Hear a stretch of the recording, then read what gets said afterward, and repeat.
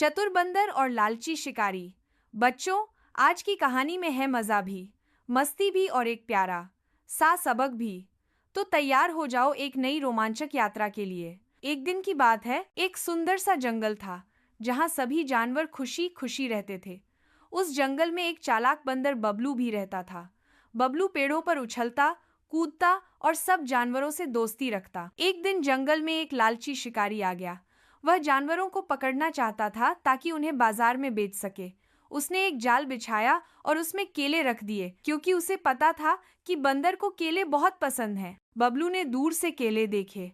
उसका मन ललचाया, लेकिन उसने समझदारी से सोचा, ये केले जमीन पर यूं ही क्यों पड़े हैं, जरूर कोई चाल है।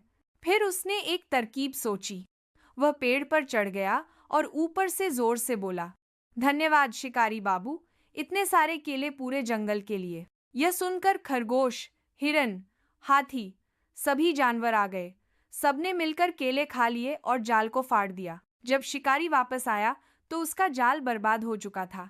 वह गुस्से से बोला, ये बंदर बहुत चालाक है, और वह शर्मिंदा होकर जंगल से हमेशा के लिए चला गया। अगर हम समझदारी और चतुराई से काम लें तो कोई भी मुश्किल आसान हो सकती है। लालच करना बुरा होता है और मिलजुल कर रहने में ताकत होती है। अगर ये वीडियो आपके चेहरे पर मुस्कान लाने में कामयाब रही तो एक लाइक तो बनता है। शेयर करें अपने दोस्तों और परिवार के साथ और चैनल को सब्सक्राइब करें।